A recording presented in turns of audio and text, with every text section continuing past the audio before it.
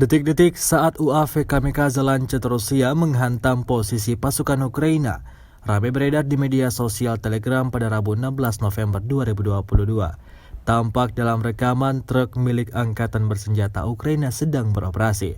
Diketahui truk tersebut mengangkut sistem pertahanan udara OSA dan menyembunyikannya di sebuah rumah yang mereka jadikan sebagai salah satu markas.